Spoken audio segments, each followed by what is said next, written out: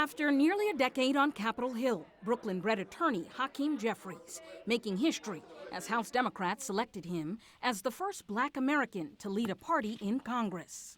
I stand on the shoulders of people like Shirley Chisholm and so many others as we work to advance the ball for everyday Americans and get stuff done. Because that's what Democrats do.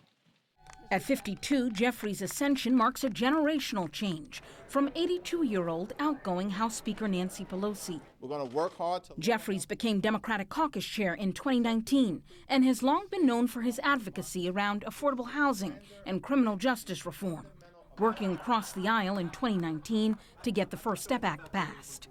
We look forward to finding opportunities to partner with the other side of the aisle and work with them whenever possible, but we will also push back against extremism whenever necessary.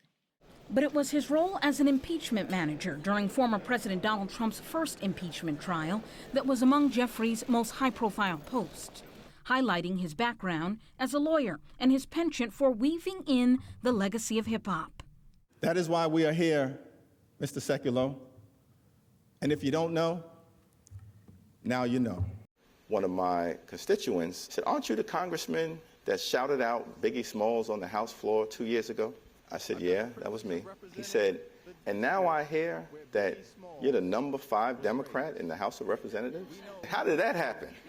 And the only way that I could respond by quoting the Biggie Smalls lyric, which is, "You never thought that hip-hop would take it this far." And so I think that Biggie Smalls, Jay-Z, in many ways, captures sort of the aspirational aspect of the American dream. A former longtime staffer suggests Jeffries will pose a formidable challenge to Republicans. He has a mind like a computer. He's absolutely brilliant. And so he remembers every single detail of everything. For all of his speeches, we never write his speeches out. We pull together the substance, and he could just go and speak for 45 minutes. And argues he's the right man for this moment.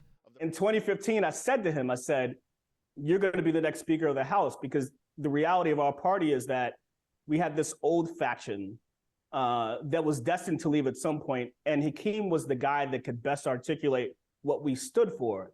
And we now live in an era where that matters more than most other things. Can't stop. But Jeffries will have to contend with the left wing of the party, who view him as part of the establishment, and he's poised to take the mantle with a Democratic minority. As the great philosopher Grace Jones said, "I may not be perfect, but I'm perfect for you." So for those who claim he's not progressive enough, there are far less progressive people who could stand in his stead and try to occupy his space. He's as progressive a figure as is capable of securing the broad base of the Democratic Party in order to represent them.